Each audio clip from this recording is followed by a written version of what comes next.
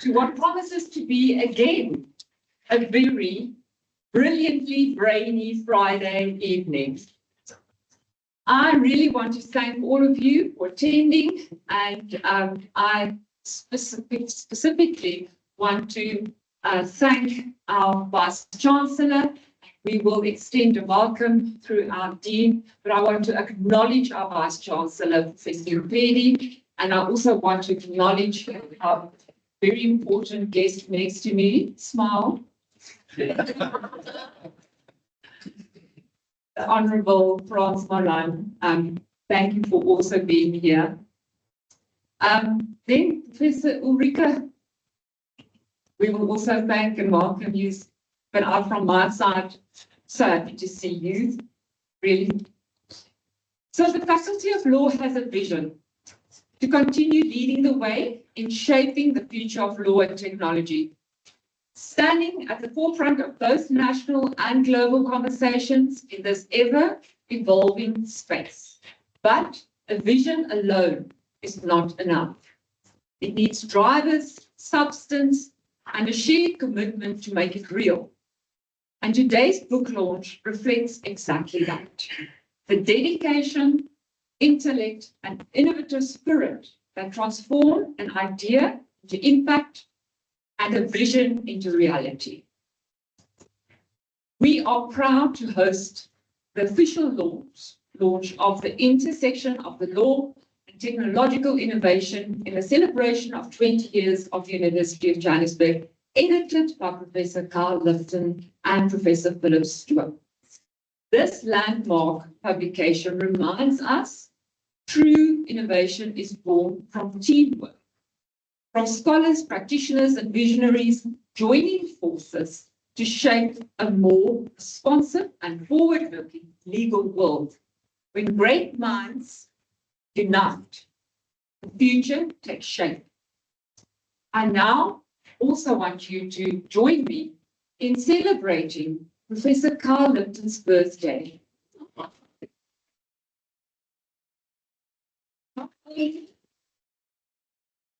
His birthday, it's a big one. Happy birthday, Carl. So it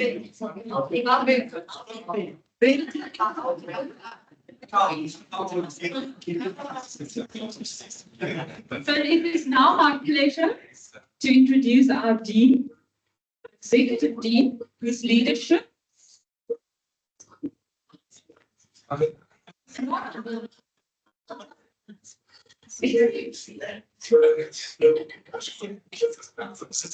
Yes, over there. I'll just answer really quickly. The minister It's a confessed is a confessed, I think, yes.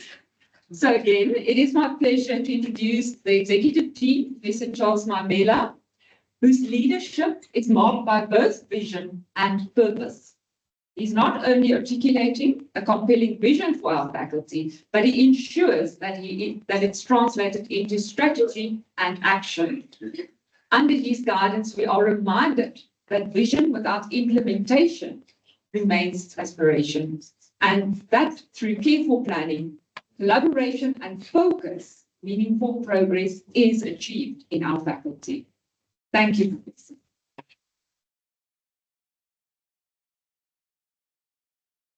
Thank you very much. Good evening, ladies and gentlemen, colleagues. Are you all well? Can I use the mic? You can. You may. The joys of being new. No, not new anymore.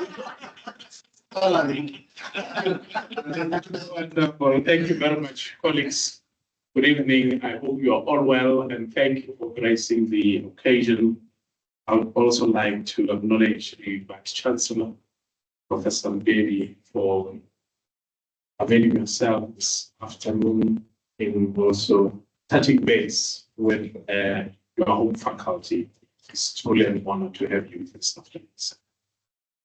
Also like to also acknowledge Judge Frans Malan, gracing the occasion, and also I complained to him that my office has been looking for him for some time. So today I will ensure that we get all the necessary details in place. I'd also like to acknowledge Professor Davi from Ellerfield from Germany, friend of the faculty. Warm welcome to you as well. I'd also like to acknowledge and also welcome the vice deans of the faculty, the HODs of the faculty here, colleagues of the faculty, spouses who have joined this evening, and also see a spouse of Professor Philip Stone. I don't know if you remember me. Victoria, I do remember you. The academy is too small. Also, our students, I would also like to welcome this evening. Ladies and gentlemen, as the program director has already alluded, our faculty of law is under renewal. We are a faculty that puts business now at the center of it all, where we're ensuring that the academic project remains the core business of the faculty. We are aiming to ensure that we have all the systems in place of ensuring that our faculty can be able to rise to its former glory, but most importantly, ensuring that humans remains at the center of our business. And this means that our staff, as well as our students, will remain at the center of all. Even though we are taking that approach, we are taking it deliberately in order to ensure that we also hold each other accountable. We have seen also with a number of initiatives that we are introducing in order to ensure that we have a number of these occasions in our faculty where we launch books, where we have also a number of important seminars that fits into the whole strategy of the University of Johannesburg. But most importantly, to ensure that we reclaim our share, but most importantly also to ensure that the Vice Chancellor also feels also very proud of the faculty where he owns all these skills. So that's the direction which we are heading to. I'd also like to congratulate the editors of this important contribution that also ensured that our faculty does not remain behind in terms of ensuring that we are also counted as the university celebrates its important milestone of 20-year anniversary. I'd like to congratulate both of you colleagues for leading this important initiative. I'd also like to congratulate the various contributors, including the Vice Chancellor, to ensure that our faculty is not remaining behind. So, ladies and gentlemen, this, as we are now also on a reserve energy as we draw to the end of the year, rest assured, Vice Chancellor, that in 2026, our faculty has a number of initiatives in store. First, as you indicated in the holding room, we're going to invite you to the first welcome function or faculty welcome of the faculty in 2026. We took a deliberate decision not to have a faculty festive party, but to ensure that we are going to have a faculty welcome, where we are going to set very clear parameters and the direction of where the faculty is heading to for 2026 and beyond. So we are saying to the Vice Chancellor, to our donors, to the friends of the faculty, to the staff and students, that a lot awaits for us in 2026. But most importantly, we are aiming to also celebrate these milestones more often, and also to ensure that we as a faculty, we are working in a more collaborative rather than in a siloed approach, which is the current state of affairs. But we are in business, and this book launch is also testament to that effect. Ladies and gentlemen, welcome to the faculty that is rising and reclaiming its position. Thank you very much.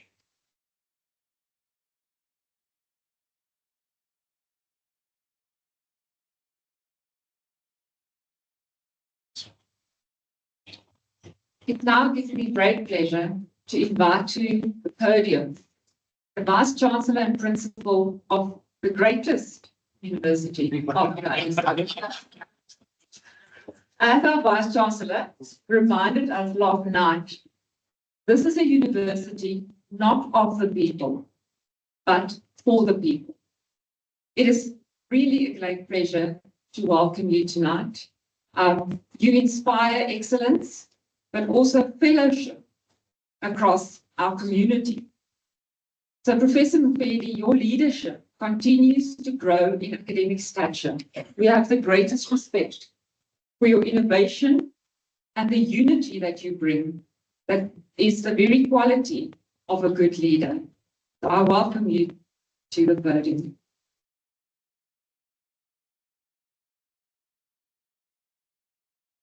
Thank you very much, Prof. Collins, for that introduction.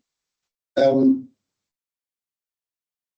me start by acknowledging Judge Alphonse Malong. When I joined this faculty, I only knew you from the cover of the famous book. Those that are my age or older than me, they remember the book Negotiable Instrument. And we changed the title. And it started, you were alone, and later you added your student, also a colleague of ours, Sarah Ditoy, and so on. And then when I joined this faculty, colleagues talked about Rachter Malan. Yes. No longer professor, they say Rachter Malan, Rachter Malan, Rachter Malan. Then I became close to your son, Professor Nodia Malan. A good colleague of ours. Many of you know Nodia. It's great to see you, Jared. Thank you so much for joining us. They didn't want me. I would have put on a tie.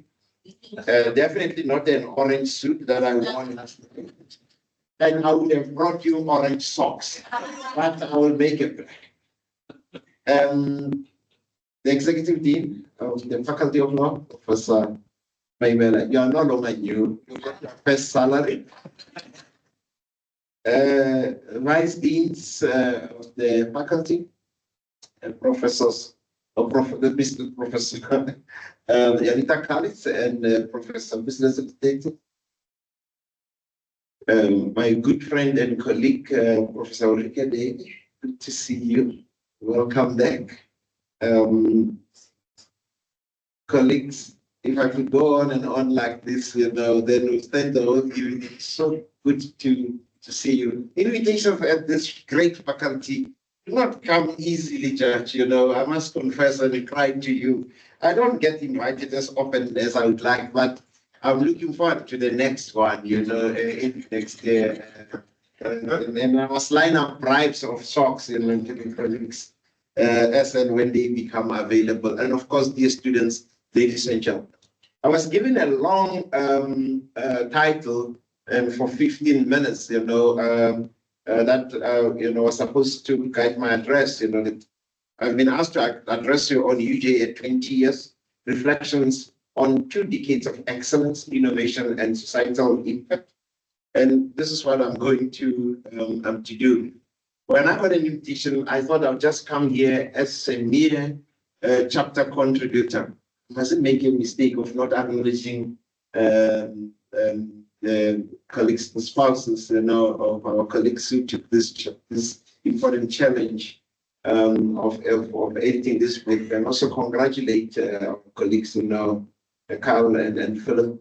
I must confess, this book was conceptualized when I was dean, and we left it. I had given up, and when you took it up with such energy and so where it is, you deserve a warm round of applause.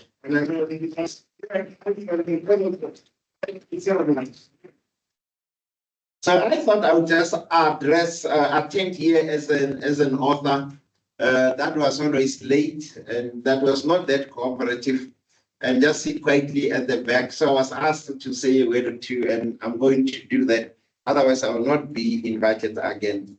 The issue, the topic of UJ at 20, something that is close to my heart.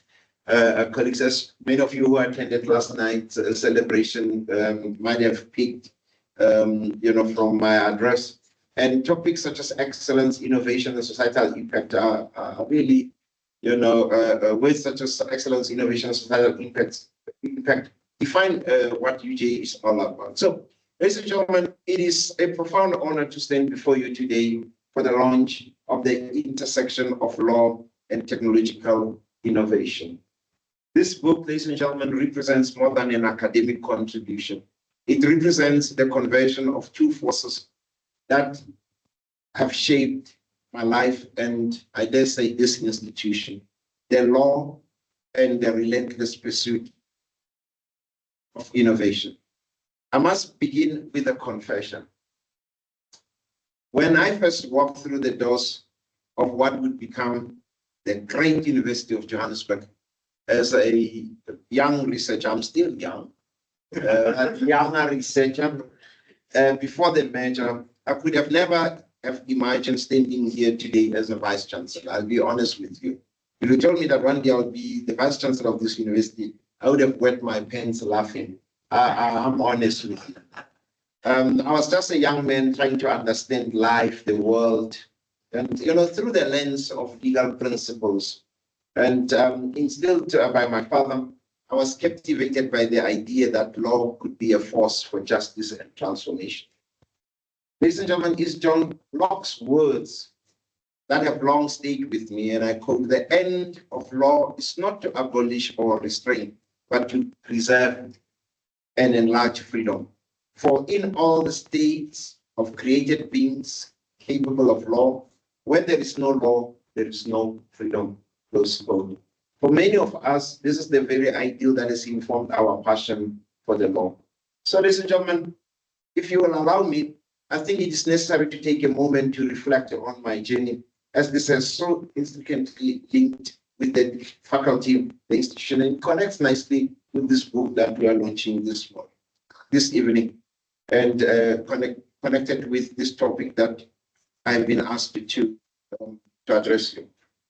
As a young man, the Faculty of Law became my intellectual home, and I believe it's an intellectual home for many of us, including our colleagues who did a fabulous job by editing this book and guiding us up with great patience and dedication.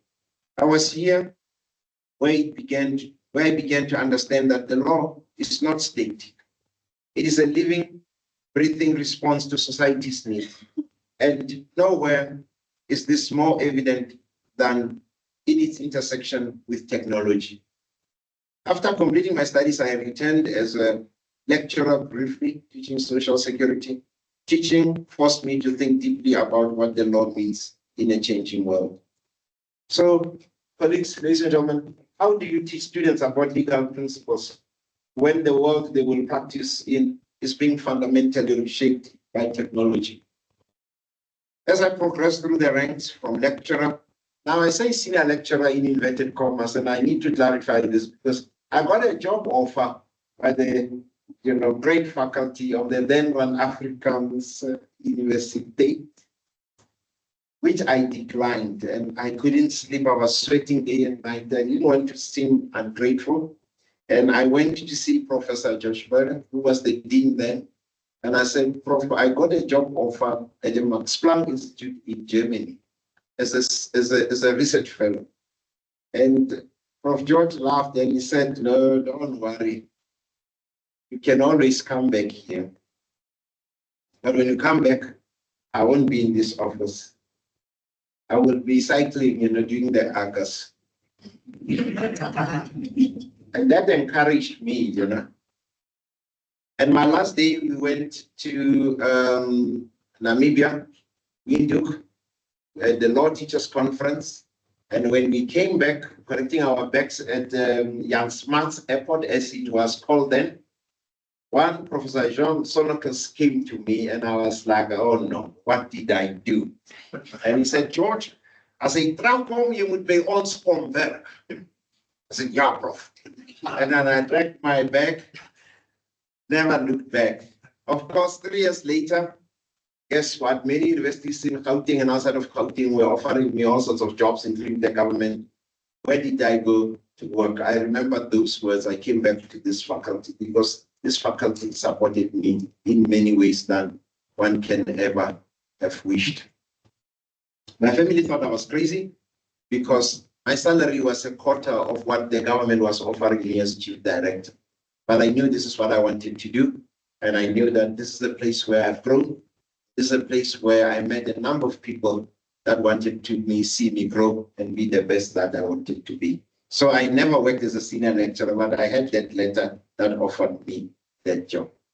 So I later became an associate professor, professor, dean of this great faculty, deputy vice chancellor and vice chancellor.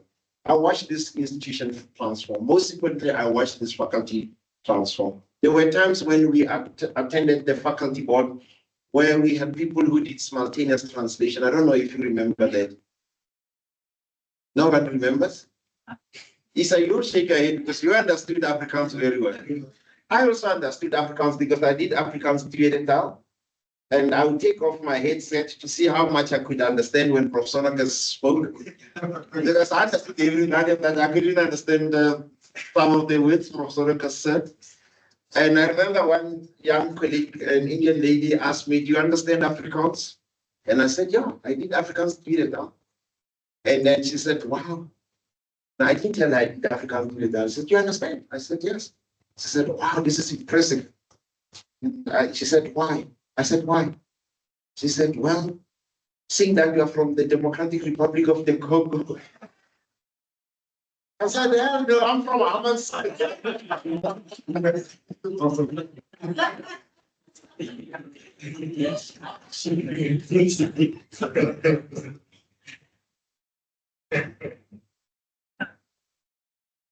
Colleagues, this faculty has become my intellectual home. Not just only me, but for many of us. It's a place where we learned to think critically and argue persuasively. But more than that, it's where we began to understand that the law is not static, as I indicated. It is living, breathing response to society's needs, and nowhere is this more evident than in its intersection with technology. I did mention this. Ladies and gentlemen, the Faculty of Law is a microcosm of this larger transformation that we talked about. We brought together different legal traditions, different pedagogical approaches, and different institutional cultures. Now, 20 years later, these ideas are reflected in this book. The intersection of law and technological innovation is not just an academic text. It's a declaration that legal education must evolve as the law engages with technological forces reshaping our world, and that lawyers must be equipped to address challenges their predecessors never imagined. Technological advancement, particularly in the fourth industrial revolution, raises profoundly legal and ethical questions. They require lawyers who understand both the law and technology. They require institutions like UJ that embrace interdisciplinary thinking and prepare students for a future that is already here. This is what we have built over 20 years. A university that values innovation and understands that excellence means being responsive to the world as it is, not as it was. This, ladies and gentlemen, is demonstrated across every faculty, every department, and every campus. We must never forget this. We have embraced the 4IR, not with fear, but with determination to shape it in ways that serve humanity. But we have also remained grounded in a core mission of societal impact. This is the thread that runs through everything we do. It is why we developed the UJ Societal Impact Project, transforming schools in underserved communities. It is why, ladies and gentlemen, this faculty has set up I know you visit almost every week, a social justice center in the remote community in Limpopo where you serve the underprivileged communities. And I really appreciate and applaud you and the great work that you're doing with these communities. Ladies and gentlemen, law shapes how technology is developed and deployed. This dynamic relationship requires us to respond with vigor and verve. This is what the next generation of lawyers must master. They must understand precedent and algorithms, and they must be able to advocate for clients in traditional legal forums, while they also shaping policies in rapidly evolving technological spaces. UJ, ladies and gentlemen, has positioned itself to produce these lawyers. Our Faculty of Law has embraced innovation in teaching and learning. We have integrated technology in the curriculum. We have created spaces for interdisciplinary collaboration. We have built partnerships that give our students exposure to cutting-edge developments in both law and technology. But this book represents something more. It represents our contribution to the broader conversation about how society should navigate the intersection of law and technology. It offers insights, frameworks, and analysis that can inform policymakers, practitioners, and scholars. It demonstrates that African institutions can lead global conversations. As I reflect on 20 years of UJ, I'm struck by how far we have come. From the uncertainty of the merger to becoming a globally recognized institution. This evening's launch is a celebration of all that we have come to represent. To the authors and contributors, thank you for your scholarship, your insights, and your dedication to advancing our understanding of this critical intersection. To the Faculty of Law, thank you for maintaining the excellence that has defined us while embracing the innovation that will define our future. And to the broader UJ community, thank you for being part of this remarkable journey. This is an affirmation that UJ at 20 is not just looking back with pride, but looking forward with purpose. The next 20 years, ladies and gentlemen, the next 20 years will bring challenges we can yet imagine. Technology will continue to evolve at an unprecedented pace. The law will have to adapt.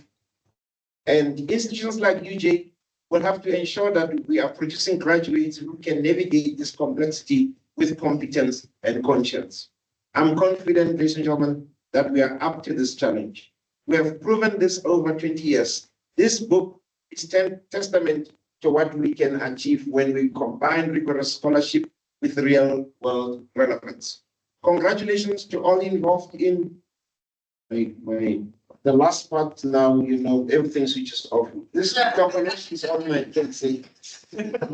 Congratulations to all involved in bringing this important work to fruition. May it inspire conversations and contribute to a future where law and technology work together to advance humanity. Ladies and gentlemen, I thank you for your attention.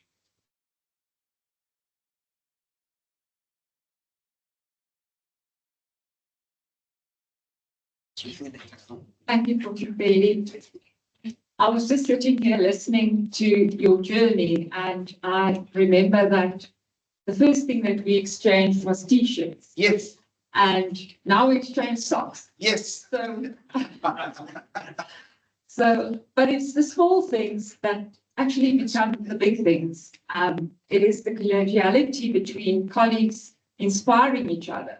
And that is what brings us here tonight, is working together and supporting each other. Having said that, it is now an honor to introduce to you a very good friend of the faculty, Judge Frans Malan, a true legend, not only in law, but for all of us, an inspiration. Somebody who always are willing to give his time to any colleague. He's always willing to try and explain a judgment to me over and over, and once told me that sometimes you must just acknowledge that there would be judgments that you would not understand. And from that day onwards, I gave Professor Du Toit to actually lecture on that particular judgment. But having said that, Nissa versus Minors is really a difficult case, so sorry. Nissa versus Minors. Judge, it's really a privilege for us, and we don't take for granted that you always give your time and your energy for this faculty, that you're always loyal. And I really appreciate you being here today. Thank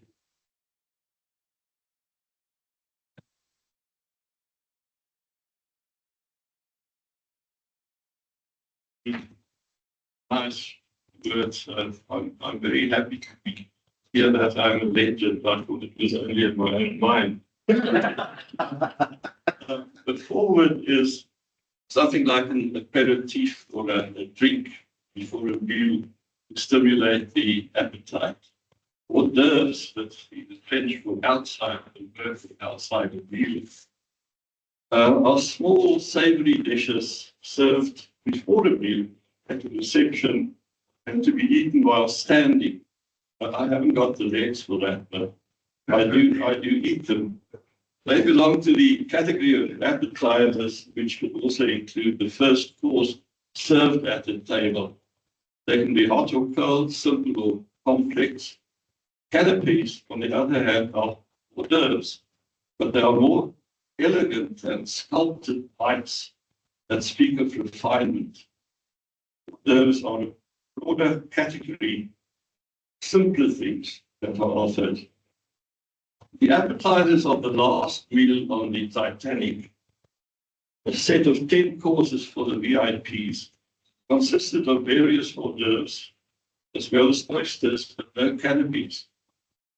The fourth course had a choice of filet mignon, sauté of chicken, and the fifth, the real McCoy of the menu, was a feast of roasted lamb with mint sauce, roast duckling, or sirloin of beef.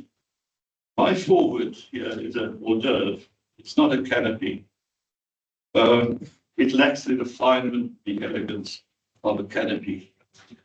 The forward anticipates the text that follows. Like the tip of the nose is preface, but it's not the face. But the substance of my forward is really the text. The lamb, the roast duckling, the sirloin, the real McCoy of this wonderful book on law and innovation. That's the text of which my forward is the forward. I congratulate the faculty on this marvelous achievement. I've tried to avoid speaking, but a very young, persistent professor didn't let me go. So I'm here tonight, battling to stand, but here I am, warts and all.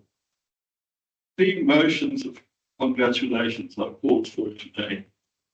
One is to wish our newly promoted Kale the best of the luck for his future as an academic. I know this is not on the agenda, but my half a century's involvement in this faculty entitles me to some latitude. Thank you.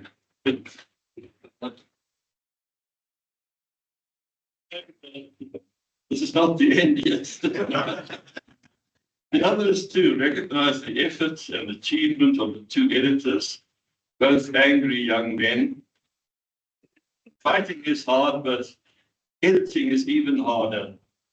We appreciate their energy and persistence. In the words of Caesar, Shakespeare's words, could well describe them when he spoke of Cassius. That was the man behind the plot to assassinate him. He said, he had a lean and hungry look. He thinks too much. Such men are dangerous. Thirdly, I have to demonstrate our appreciation to the contributors. They did well. They were a distinguished group of people.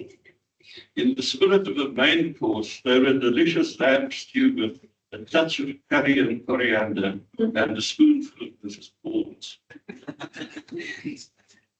I should like to congratulate our Vice Chancellor, not only leads this university, but also contributed to the book. His essay is one of the very few I could understand. I must confess I had to ask somebody what Industry 4.0 meant. Subjects of this book are quite astonishing. They range from regulation, data protection, smart contracts, artificial intelligence, social security, investment law, locus contractors, algorithms, whatever that may be, and many more, hardly any of which I've heard of before. This is quite true. The faculty is at the forefront of legal development, exploring new phenomena in the true academic spirit. This collection is a major milestone. It's often said that law lags technology, and in colorful language, it has been said that the hair of science and technology nurtures her head. Tortoise of the law ambles slowly behind. This is true, and there are many reasons for the tensions between law and technology. It's in the nature of law itself, in many ways, that we have this tension. Law has to stick to its institutions, statutes, and doctrines, such as stare decisis, and it cannot really cope with the rapidity of technological change. The legislature or regulator is not really equipped to deal with sudden changes, or not sudden in many ways, but changes in technology. Legislation is often the first way to tackle the problem. And jurisprudence can also solve these problems. It can do so in a business of a serious part. There is a relatively unknown canon of interpretation, which is to the effect that the statute is always speaking. And that means that an old statute, it must be interpreted in the light of new circumstances and give effect, if possible, to the old statute in terms of the new developments. Now, it hasn't really been employed in South Africa, but it is recognized as a valid approach to interpretation, which could cater for these very serious problems technology poses. In Australia, very interesting, this way of interpreting was relied upon to extend the settled literal meaning of the infliction of grievous bodily harm to the transmission of HIV to another by intercourse. Never thought of that in those days. But it's really the development of the law of privacy, the right to be left alone. That's the best example of technology and the inadequacy of the law in many respects. The article of Warren and Brandeis in 1890 about recent, and I quote, inventions and business methods. Difficult with two hands, and it like being at the reception, eating hors d'oeuvres. You have too few hands, you have to hold the glass hand to eat with the other hand. But the recognition alone of the right to privacy is not sufficient to cater for all the recent developments, the explosion of data, the deposit of data, the collection of data, and the exploitation of data. And the step to legislation, the OPR Act, the Cybercrimes Act, and it also led to very important developments in the theory of things, like the right, who's the owner of the information collected on a computer. And it can be solved by analogy to ownership of an object that is collected, or ownership of the res nullius. You look at the old common law principles. Bitcoin and other cryptocurrencies is another example. They've been categorized as vermogensrechten. I'm getting there, this is the last page. I'll get it. In the Law Commission of the United Kingdom recognized them as a third category of things apart from things in possession and things in action. So we can say this is perhaps a new kind of res incorporalis that has developed through the use and the development of technology. Now, all this requires regulation. Most of the essays deal with regulation. I will leave it to the doctorates to develop and formulate proper rules that will cater for the whole society. for both our planet and for future generations. But let me get back to something more interesting, and that's the last meal on the Titanic. And the 10th course, of course, was simply called a dessert. We just call it pudding or sweets. There was a choice of Waldorf pudding, peaches in chartreuse jelly, chocolate and vanilla eclairs, and French ice cream. In one of the other restaurants, you could get a pavlova, which is a meringue-based tart named after Anna Pavlova, the Russian ballet dancer. Tonight, and if you look at the program, you'll see that we have networking and refreshments. Thank you very much.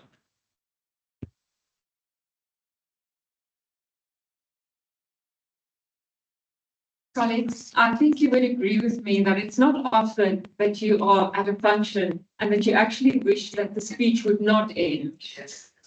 We really thank you. It's really a privilege to sit here and listen to such a great mind, and so interesting to just get a new perspective, some of the things that I haven't thought about for a very long time. I walked out of a conference last year, and all I could take from that conference was that a smart contract is neither a contract, neither very smart. And that was my. So thank you so much, Franz. I now want to. It's funny, it is. So I now invite Philip and Carl.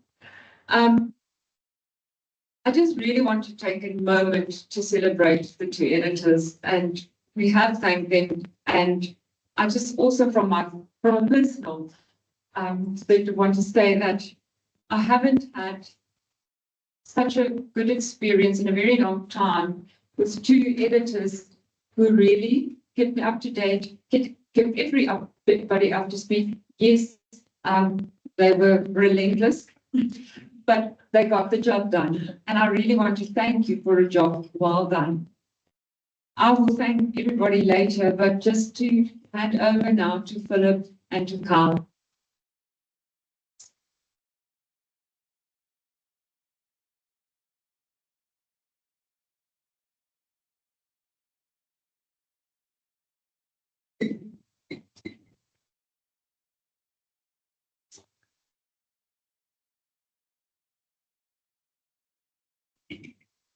Thank you so much for the opportunity. I always find it ironic when somebody delivers an address on technology and then they bring out physical notes. But Vice Chancellor, you must please forgive me. It is my birthday after all. I think the safer approach is so what happened to me last night. It's the same approach indeed. Vice Chancellor, Justice Frans Malan, Dean, Faculty of Law Leadership, distinguished guests, colleagues, fellow contributors, good evening. Good evening. It's a privilege to stand here today and talk about this book, a body of research that represents the culmination of ideas, discussions, collaborations that date back to 2018, as the VC has alluded to, when the Faculty of Law hosted an Indaba, proudly endorsed by the Dean, by Professor Pedi, when he was in fact the Dean of the faculty at the time.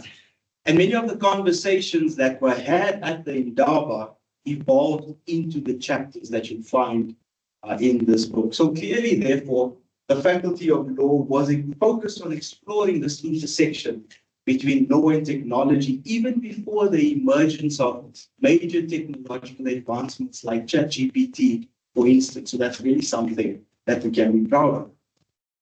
I think what makes this book really special is that together with Professor Mpedi's own work on law and artificial intelligence, it stands as one of only a few South African books that tackle this intersection in such a broad and inclusive manner. The chapters in this book span an impressive range of fields: contract law, private international law, banking law, competition law, social security law, cyber law, trade law, even legal practice itself. and international investment for moving forward. And the chapters ultimately respond to one of the most pressing questions of our time.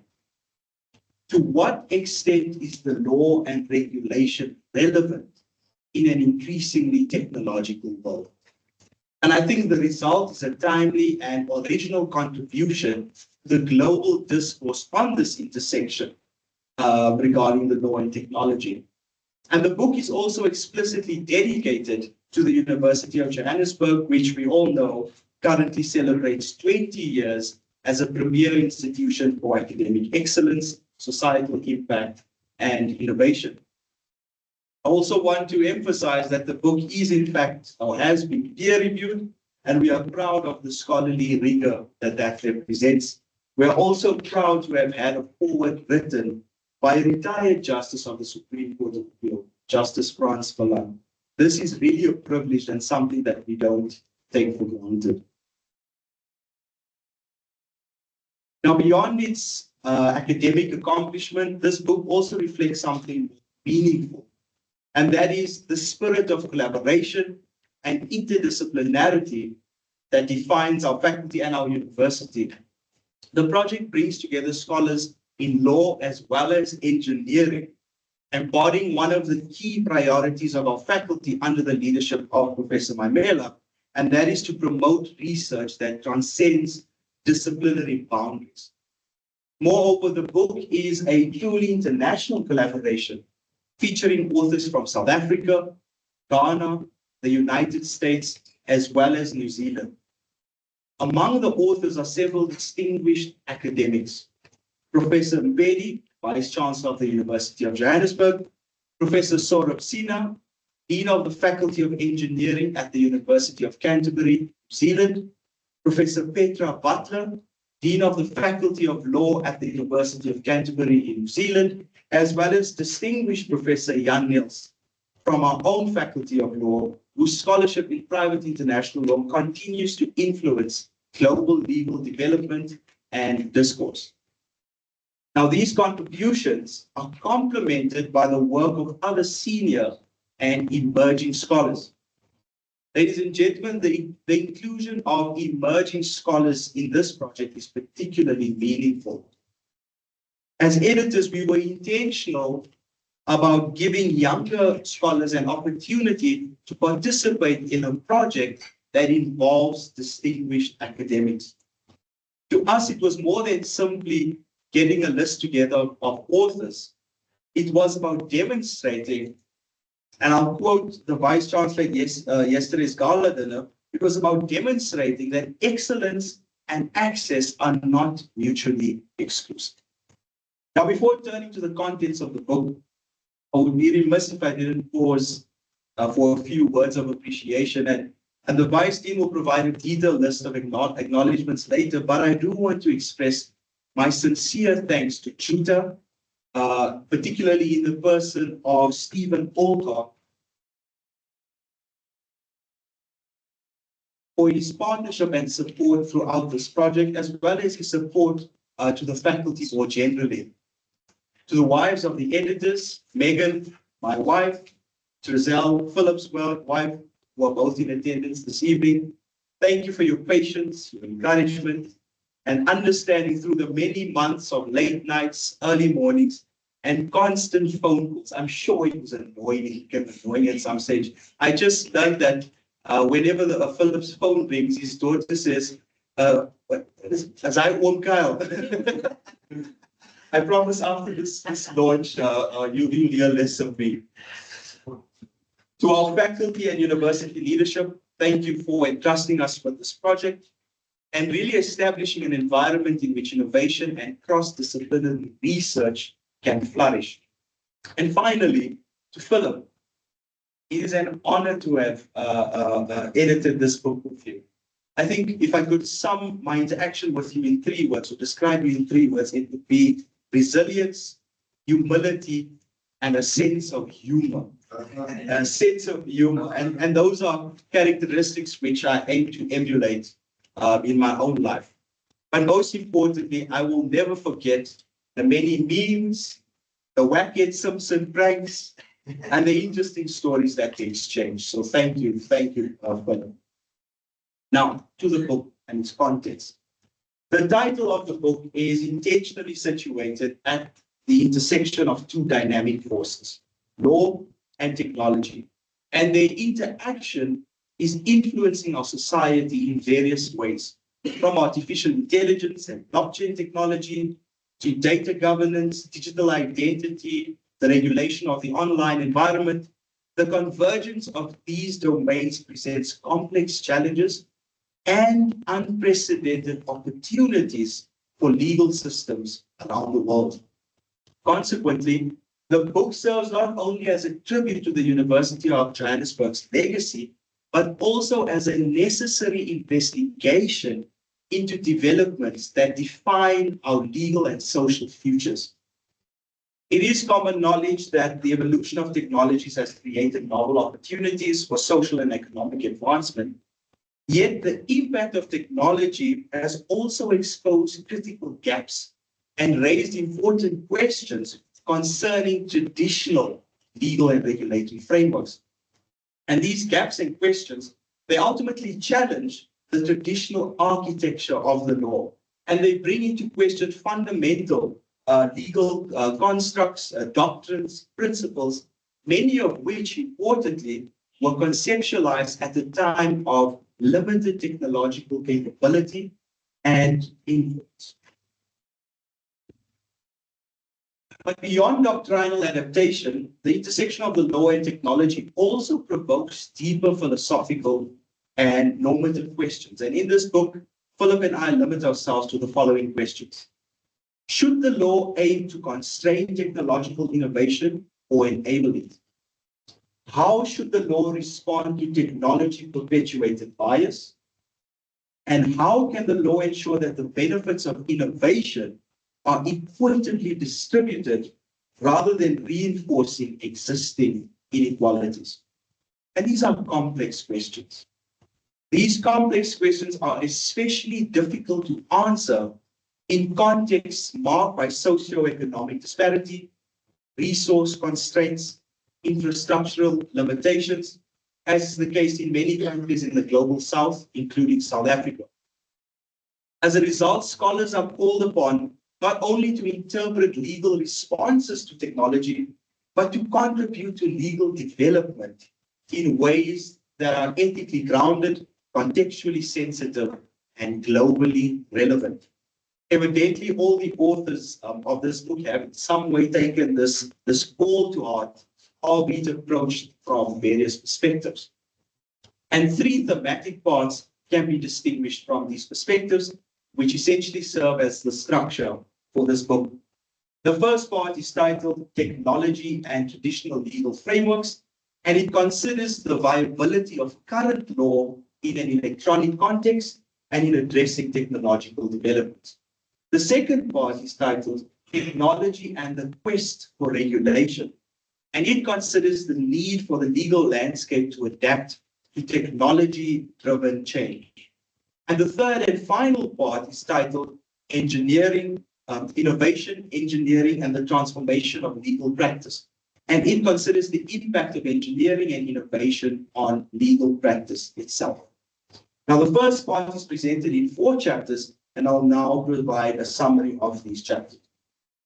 Bafa Ajbeko and Isa Fredericks in the first chapter, entitled Smart Contracts and Contract Law, Bridging Traditional Legal Principles with Blockchain Technology, examine the compatibility of smart contracts with the current South African law principles. The authors find that smart contracts satisfy many traditional contract law requirements. So they may be valid, but they highlight challenges in party identification, capacity verification, and remedy implementation. The proposed regulatory solutions aim to bridge traditional legal principles with blockchain technology while maintaining legal certainty and fostering innovation. In the second chapter, entitled The Continued Relevance of Determining the Locus Contractus in an Electronic Environment, a Contractual Conflict of Laws Perspective, Jan Niels, Isa Fredericks, and Garth Bowers demonstrate that the locus contractus, which is the place where the contract was concluded, continues to serve as a connecting factor in private international law of contract in South Africa and in proposed regional, supranational, and international instruments. In particular, the authors submit that the determination of contractual capacity, the formal validity of a contract, and the proper law of a contract may not be problematic in an electronic context.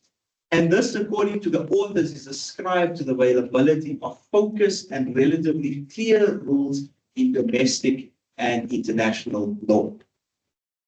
Marlies Roskell, in the third chapter entitled Tacit Tactics, Colluding Algorithms and the Data Dilemma, investigates the intersection of big data, algorithmic pricing, and competition law, with a particular focus on tacit collusion as facilitated by autonomous pricing algorithms. In exploring tacit collusion, the author, amongst other things, draws a comparison between South African competition law and relevant European legal developments, underscoring the legal implications of data-driven market dominance. The author offers solutions that focus on the drivers of tacit collusion and elevates regulatory coordination as essential in confronting the anti-competitive risks of the digital platforms. In the fourth chapter, entitled Virtual Ventures, an app as a protected investment in international investment law, lessons from Home Services versus Cameroon,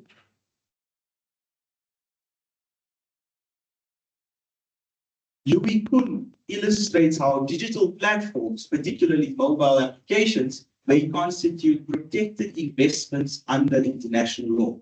The author's analysis concentrates on the criteria developed in the 2001 arbitral decision of Salini versus Kingdom of Morocco, and the author relies on the recent arbitral decision of Home Services versus Cameroon to demonstrate precisely why it is important for international investment protection to be extended to mobile applications in the era of digital regulation. And that, ladies and gentlemen, is part one of the book. I will now hand over to Professor Philip Stewart to guide us through the remaining parts and chapters of the book.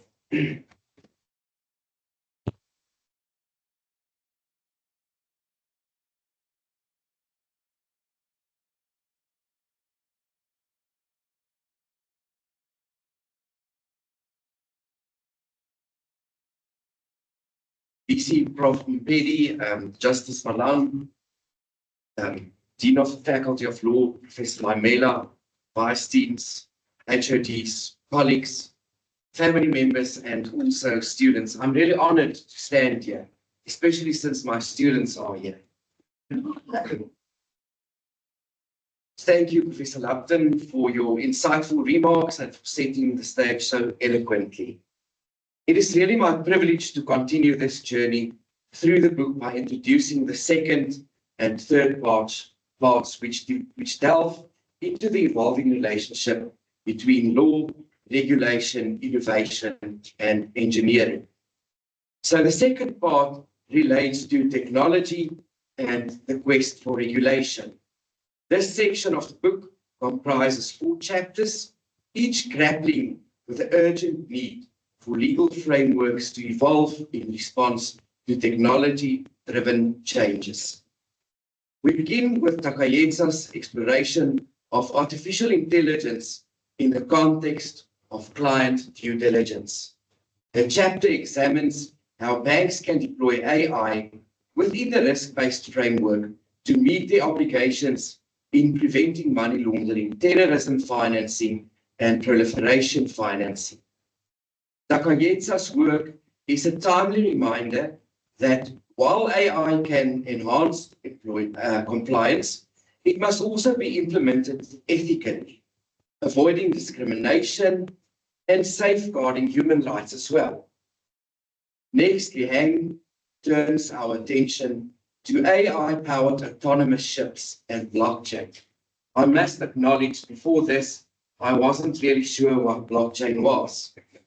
And this is specifically in the context of international commerce. So her analysis reveals how these technologies challenge traditional contracting practices, particularly the Incoterms framework. The hand calls for proactive legal adaptation to ensure that commercial law remains relevant in the face of technological transformation. In the third chapter of this part, Reddy addresses the difficult balance between online anonymity and accountability. While anonymity is vital in a democratic society, it can also shield perpetrators against online harm. He argues for legal reform that enables timely identification of harmful actors, while AI playing a supportive but legally compliant role in this process. Finally, our Vice Chancellor, Professor Mpedi, offers a critical reflection on Industry 4.0 and social security in South Africa. His chapter underscores the importance of preparing our social security systems for the disruptions and opportunities of technological innovation. Without such preparation, access to rights and benefits may be compromised, especially for vulnerable populations. Part 3 relates to innovation, engineering, and the transformation of legal practice. This final part is presented in a single, very long, forward-looking chapter by De Breer, Sina, Butler, and Burns. We explore the transformative potential of Industry 4.0 in legal practice.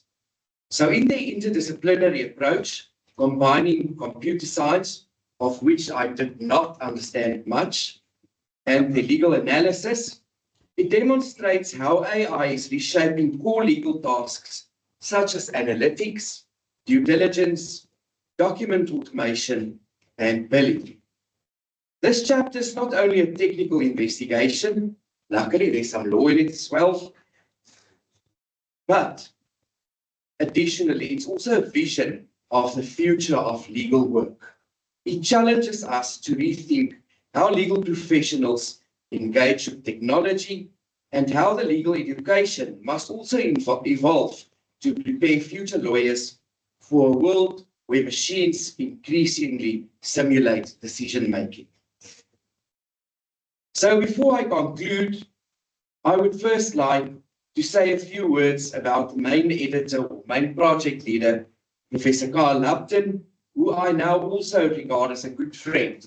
And by the way, the other day, we had a nice discussion on whether you should be friends with your colleagues. And I told him that I'm not the ideal person to ask about that because I married my colleague who sits there.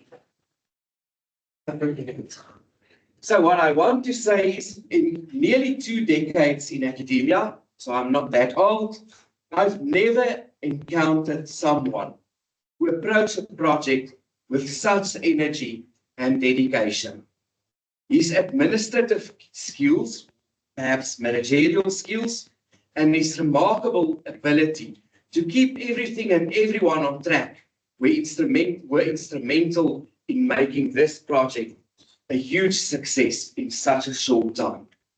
Throughout this journey, I've witnessed the deep respect with which Professor Lupton engaged with authors and peer reviewers alike. On more than one occasion, I jokingly remarked that he possesses the skills of a debt collector. Gently but persistently reminding contributors, reviewers, and even me to deliver, but always with grace and professionalism. So Kyle, it has truly been an honor to undertake this project alongside you. So just a few closing thoughts. Together, the chapters reflect the heart of our book's mission, and that was to interrogate how law must adapt and not only regulate innovation, but also to harness it responsibly.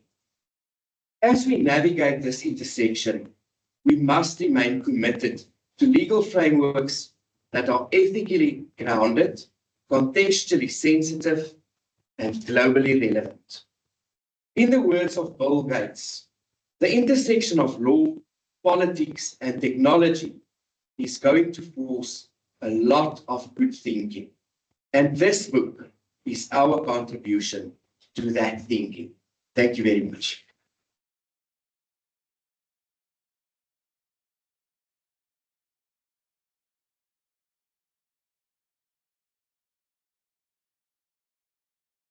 Thank you. We've taken executive decision that the discussions and engagement with the authors and editors will take place outside while having refreshments.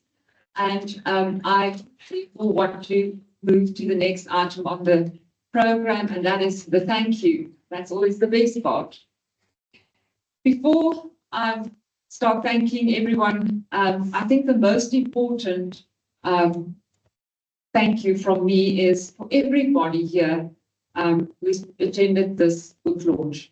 Staff members, students, colleagues from other faculties. I now realize that we do have a guest. I really want to thank everyone for attending this book launch. Then, thank you, Prof. Mbeki. I really thank you as Vice Chancellor for attending. Thank you for your steadfast leadership and the spirit of fellowship you continue to inspire. Thank you to Frans Malan, Judge. I did the speech first. I know that other people were going to ask you, but I'm the friend that you will be handing it over to. So thank you in advance for that as well. Thank you for your enduring friendship and for gracing us with your presence today. I really appreciate it.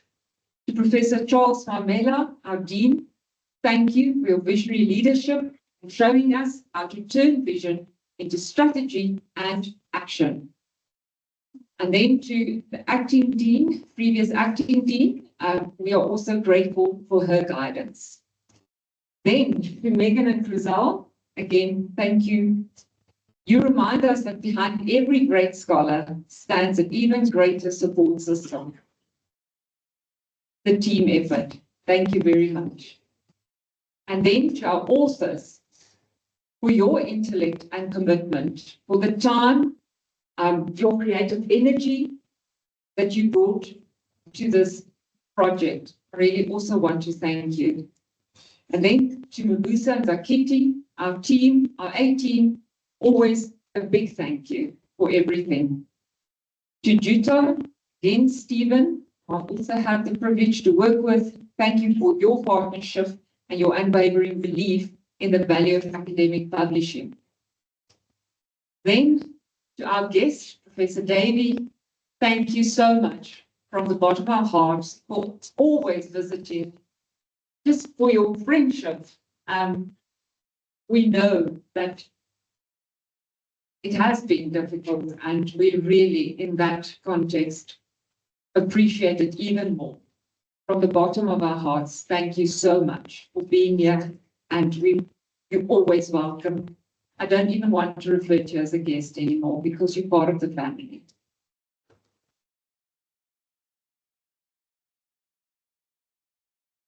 And then also to my Vice Dean, Professor Piseletsu, thank you very much.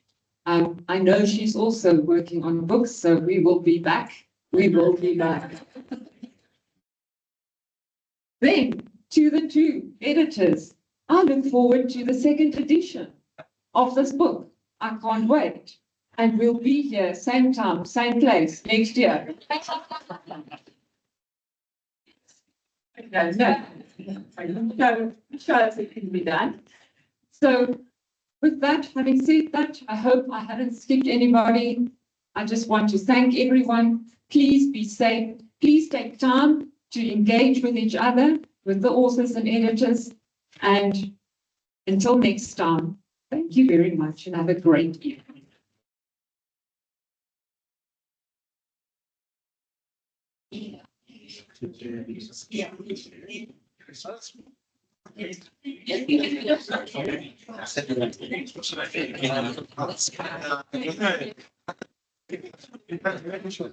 Next to our house, it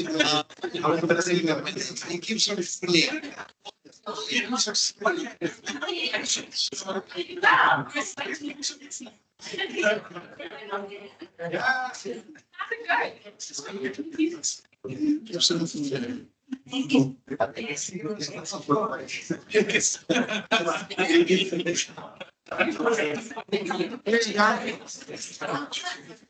How is it going? Yeah, I'm sure you're looking forward to the end of the year. I'm very much looking forward to it. Yeah. Yeah, no, that's enough.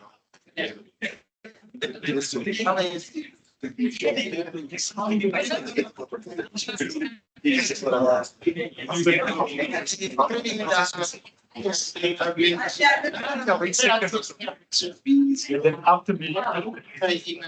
Now and what should be.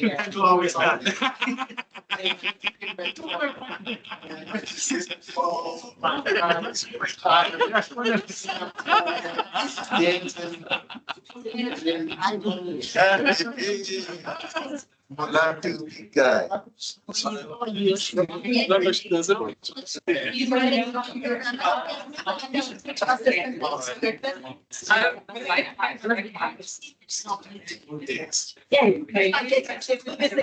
That's why I'm saying.